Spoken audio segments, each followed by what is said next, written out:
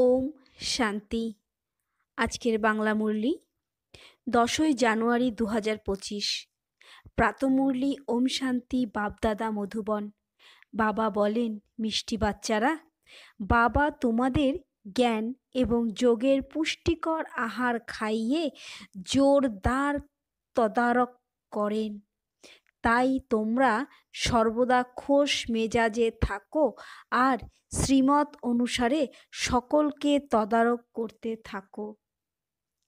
আজকের প্রশ্ন, এই সঙ্গম যুগে তোমাদের কাছে সবথেকে অমূল্য জিনিস কি আছে যাকে রক্ষা করতে হবে? উত্তর, এই সর্বোত্তম ব্রাহ্মণ কুলে তোমাদের এই জীবন হলো খুবই অমূল্য। তাই এই শরীরের যত্ন অবশ্যই করতে হবে। এমন নয় যে এ তো মাটির পুতুল, এ তো একদিন শেষ হয়ে যাবে, তা নয়। এই শরীরকে বাঁচিয়ে রাখতে হবে।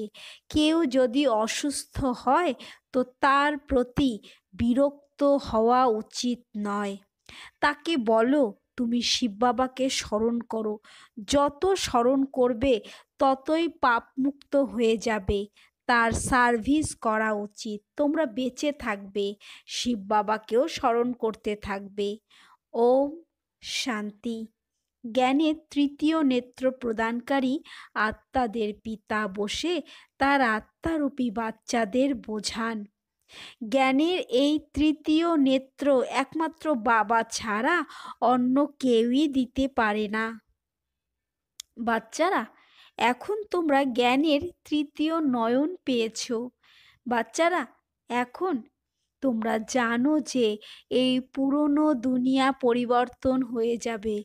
বেচারা মানুষ জানেই না কে এই দুনিয়া পরিবর্তন করবেন আর কিভাবে তিনি পরিবর্তন করবেন, কেননা তাদের তো জ্ঞানের তৃতীয় নেত্র নেই।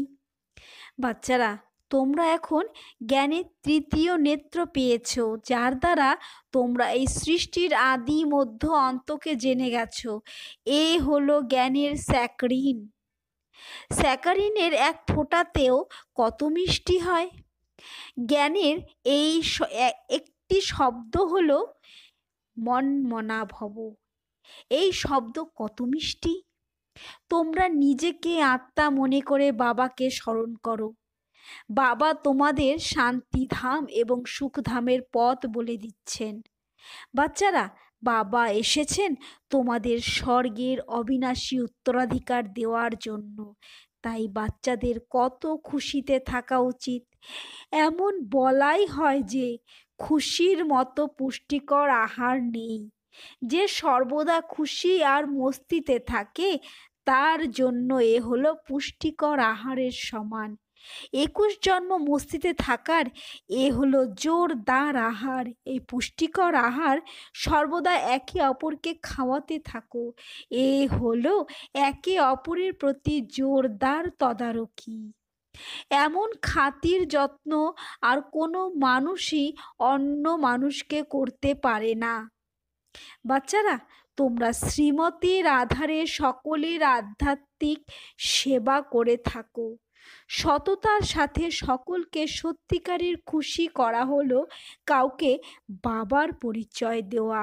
মিষ্টি বাচ্চারা জানে যে অসীম জগতের বাবার দ্বারা আমরা জীবন মুক্তির সওগাত পাই। সত্যযুগে ভারত জীবনমুক্ত ছিল, পবিত্র ছিল। বাবা অনেক উচ্চ মানের পুষ্টিকর আহার দেন। তাই তো গায়ন রয়েছে যে অতীন্দ্রিয় সুখের কথা জানতে হলে গোপ গোপীদের জিজ্ঞাসা করো। এ হলো জ্ঞান আর যোগের কতখানি নম্বর 1 ওয়ান্ডারফুল পুষ্টিকর আহার। আর এই আহার একমাত্র আত্মিক সার্জেনের কাছেই আছে। এই আহারের কথা আর কেউই জানে না। বাবা বলেন, মিষ্টি বাচ্চারা, আমি তোমাদের জন্য হাতে করে সওগাত নিয়ে এসেছি। মুক্তি আর জীবন মুক্তির এই সওগাত আমার কাছেই থাকে। কল্প কল্প আমি এসেই তোমাদের এই সওগাত প্রদান করি। এরপরে রাবণ তা ছিনিয়ে নেয়। তাই বাচ্চারা, এখন তোমাদের খুশির পারদ কতখানি চড়া উচিত। তোমরা জানো যে আমাদের একজনই বাবা, টিচার এবং প্রকৃত সদ্গুরু, যিনি আমাদের সঙ্গে করে নিয়ে যান। আমরা আমাদের মোস্ট বিলাভেড বাবার কাছ থেকেই বিশ্বের বাদশাহী পাই। এ কি কম কথা? বাচ্চাদের সব সময় খুশিতে থাকা উচিত।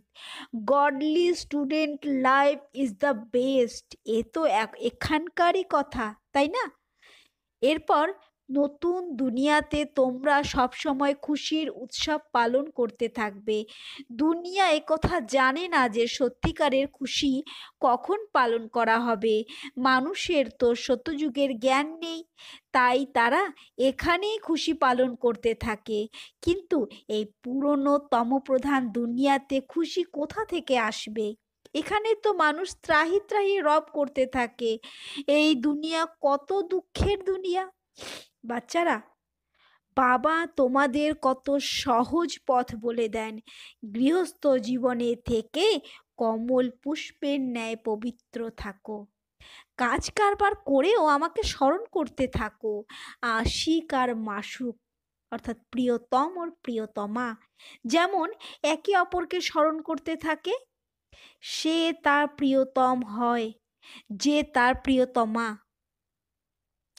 এখানে এই বিষয় নেই, এখানে তো তোমরা সবাই এক প্রিয়তমের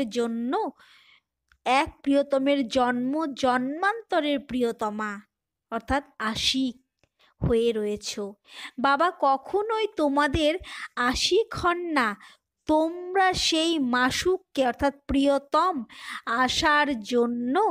প্রিয়তমের আসার জন্য তাকে স্মরণ করে এসেছ। মানুষের দুঃখ যখন বেশি হয় তখন সে বেশি করে স্মরণ করে। তাই তো এই মহিমা আছে যে দুঃখে সবাই স্মরণ করে, সুখে কেউই করে না। এই সময় বাবা হলেন সর্বশক্তিমান। দিনে দিনে মায়াও সর্বশক্তিমান, তমপ্রধান হয়ে যাচ্ছে। তাই বাবা বলেন, মিষ্টি বাচ্চারা, তোমরা দেহি অভিমানী হও। নিজেকে আত্মা মনে করে আমি তোমাদের বাবা, তোমরা আমাকে স্মরণ করো আর এর সঙ্গে সঙ্গে দৈবী গুণও ধারণ করো। তাহলে তোমরা এমন লক্ষ্মী নারায়ণের তুল্য হয়ে যাবে। এই আধ্যাত্মিক পড়ার মুখ্য বিষয়ই হলো স্মরণ করা। উঁচুর থেকেও উঁচু বাবাকে খুব ভালোবেসে স্নেহের সঙ্গে স্মরণ করা উচিত। ওই উঁচুর থেকে উঁচু বাবা হলেন নতুন দুনিয়া স্থাপনকারী। বাবা বলেন, বাচ্চারা, আমি এসেছি তোমাদের এই বিশ্বের মালিক বানাতে। তাই তোমরা যদি আমাকে স্মরণ করো তাহলে তোমাদের অনেক জন্মের পাপ কেটে যাবে। পতিত পাবন বাবা বলেন, তোমরা খুবই পতিত হয়ে গেছো। তাই এখন তোমরা আমাকে স্মরণ করো তাহলে পবিত্র হয়ে পবিত্র দুনিয়ার মালিক হয়ে যাবে। পতিত পাবন বাবাকেই তো ডাকা হয়, তাই না? এখন বাবা যখন এসেছেন তখন অবশ্যই তো পবিত্র হতে হবে। বাবা হলেন দুঃখহর্তা এবং সুখকর্তা। বরাবর সত্যযুগে পবিত্র দুনিয়া ছিল, তাই সকলেই সেখানে সুখী ছিল। বাবা এখন আবার বলছেন, বাচ্চারা, তোমরা শান্তিধাম এবং সুখধামকে স্মরণ করতে থাকো। এখন হলো সঙ্গম যুগ। কান্ডারি বাবা তোমাদের এই পার থেকে ওই পারে নিয়ে যান। নৌকা কোনো একটা নয়, সম্পূর্ণ দুনিয়ায় যেন এক বিশাল জাহাজ। এদের সবাইকে তিনি পারে নিয়ে যান। তোমাদের মতো মিষ্টি বাচ্চাদের কত খুশি হওয়া উচিত। তোমাদের জন্য সর্বদা খুশি খুশি অসীম জগতের বাবা তোমাদের পড়াচ্ছেন। বাহ, এমন পড়াশোনা তো কখনোই শুনিনি বা পড়িনি। ভগবানুবাচ, আমি তোমাদের মতো আত্মিক বাচ্চাদের রাজযোগ শেখাচ্ছি। তাই তোমাদের তা সম্পূর্ণ রীতিতে শেখা চাই, ধারণা করা চাই, সম্পূর্ণ রীতিতে পড়া চাই। পড়াতে 1 নম্বর তো সর্বদা হয়। নিজেকে পর্যবেক্ষণ করা উচিত, আমি কি উত্তম মধ্যম নাকি কনিষ্ঠ? বাবা বলেন, নিজেকে দেখো, আমি কি উচ্চ পদ পাওয়ার যোগ্য?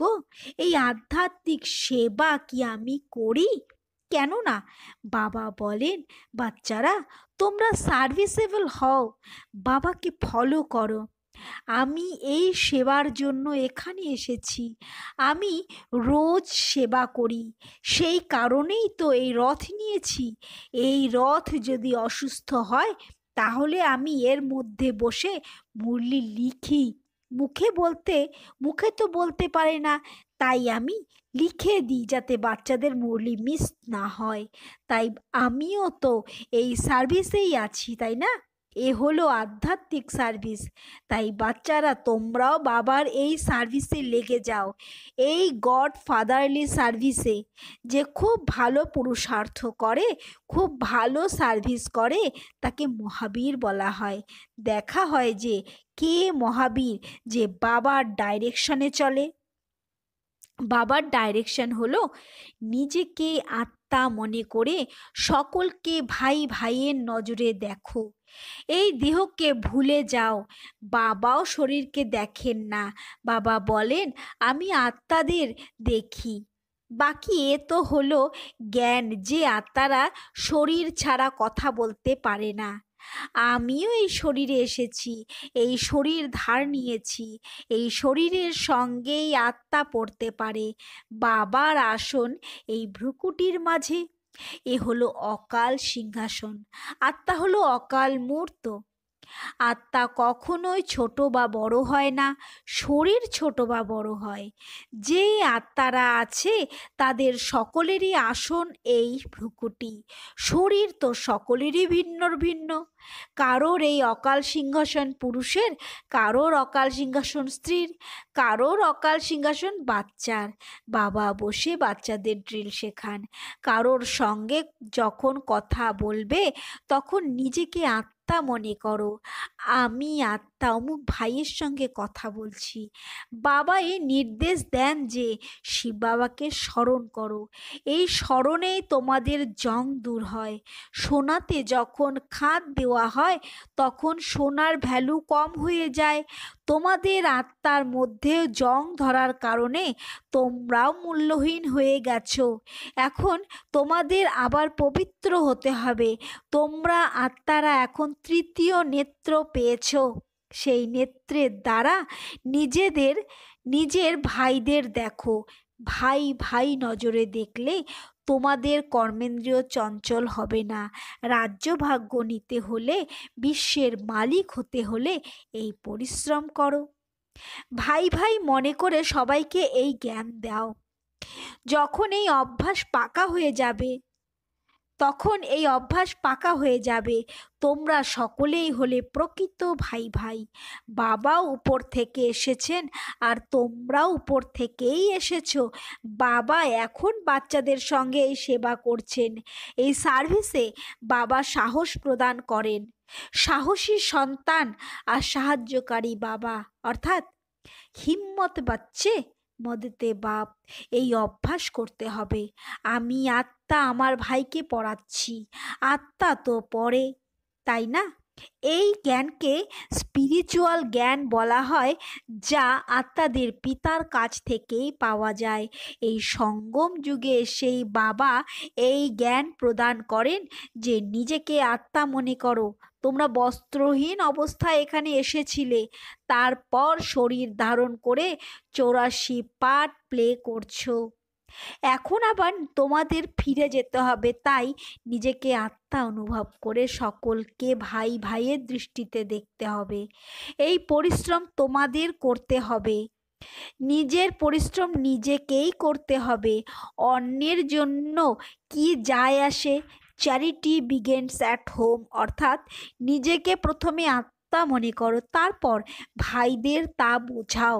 তাহলে খুব ভালোভাবে তীরবিদ্ধ হবে। এই জোর তোমাদের দিতেই হবে। পরিশ্রম করলে তবেই উঁচু উঁচু পদ পাবে।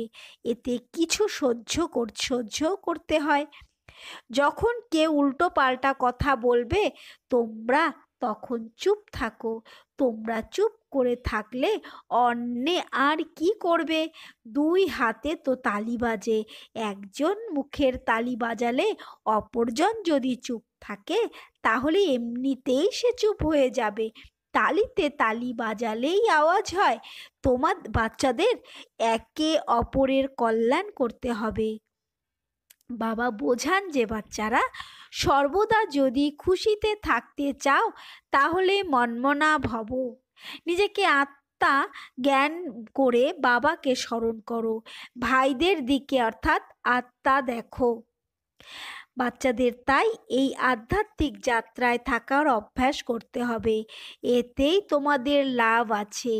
বাবার এই শিক্ষা ভাইদের দিতে হবে। বাবা বলেন, আমি তোমাদের অর্থাৎ আত্মাদের জ্ঞান প্রদান করছি। আমি আত্মাদেরই দেখি। মানুষ যখন মানুষের সঙ্গে কথা বলবে তখন তো তাদের মুখের দিকেই দেখবে, তাই না? তোমরা আত্মার সঙ্গে কথা বলো, তাই আত্মাকেই দেখতে হবে। যদিও তোমরা এই শরীরের দ্বারাই জ্ঞান দান করো, কিন্তু এই দেহের বোধ তোমাদের ত্যাগ করতেই হবে। তোমাদের আত্মা বুঝতে পারে পরমাত্মা বাবা আমাদের জ্ঞান প্রদান করছেন। বাবাও বলেন, আমি আত্মাদেরই দেখি। আত্মাও বলে, আমি পরমাত্মা বাবাকেই দেখছি, তার থেকে জ্ঞান গ্রহণ করছি।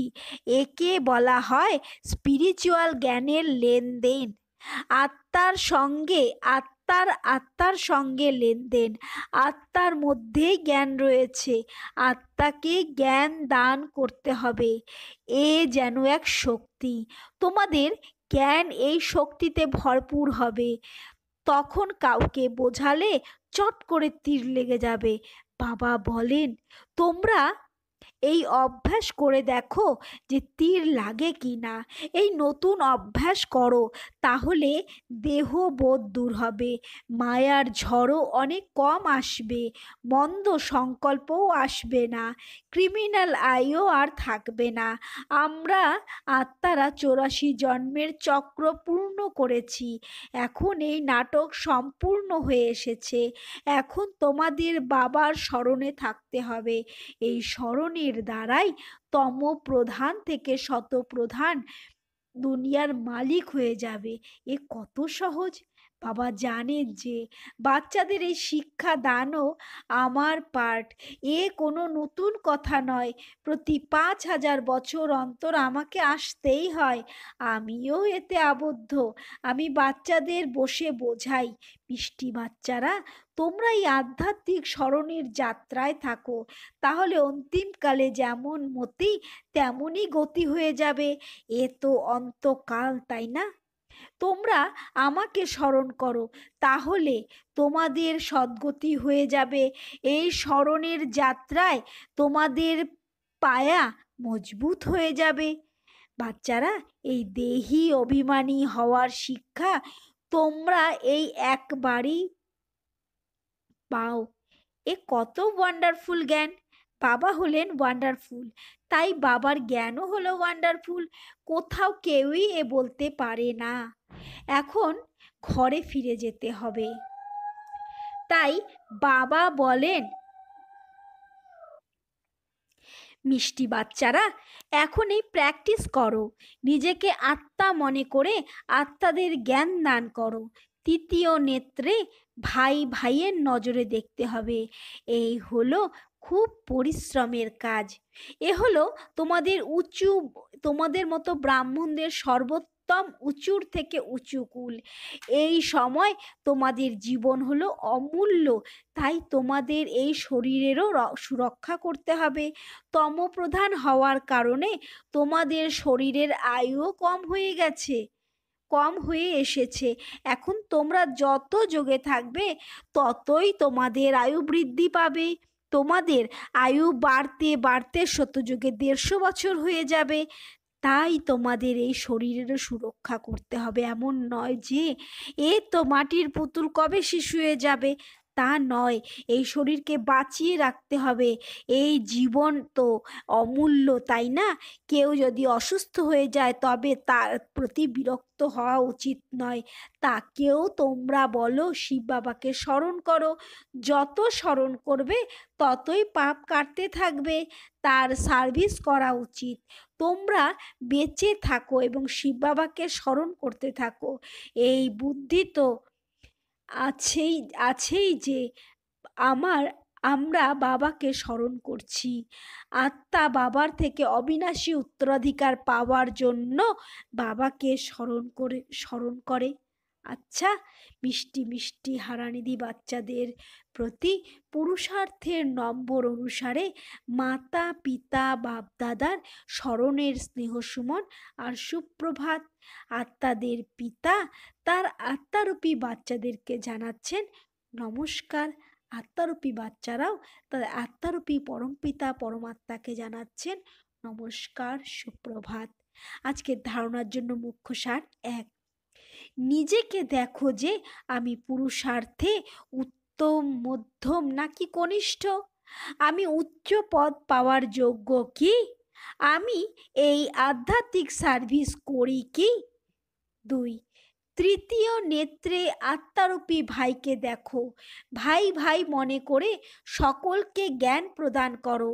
আত্মিক স্থিতিতে থাকার অভ্যাস তৈরি করো, তাহলে কর্মেন্দ্রিয় চঞ্চল হবে না। আজকের বরদান: ব্রহ্মা বাবার সমান মহাত্যাগের দ্বারা মহান ভাগ্য বানানো ফরিস্তা তথা বিশ্ব মহারাজন ভব। ব্রহ্মা বাবার সমান মহাত্যাগের দ্বারা মহান ভাগ্য বানানো ফরিস্তা তথা বিশ্ব মহারাজন ভব। ফরিস্তা তথা বিশ্ব মহারাজন হওয়ার বরদান সেই বাচ্চাদের প্রাপ্ত হয় যার ব্রহ্মা বাবার প্রত্যেক কর্মরূপী কদমের পিছনে কদম ওঠায়, যার মন বুদ্ধি সংস্কার সদা বাবার প্রতি সমর্পিত থাকে।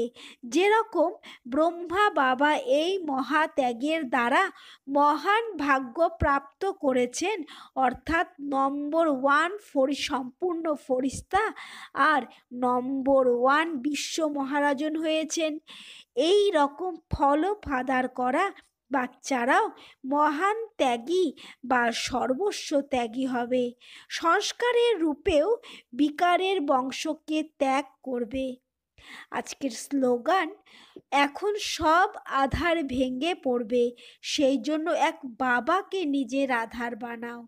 এখন সব আধার ভেঙে পড়বে, সেই জন্য এক বাবাকে নিজের আধার বানাও। নিজের শক্তিশালী মনসা দ্বারা সকাশ দেওয়ার সেবা করো।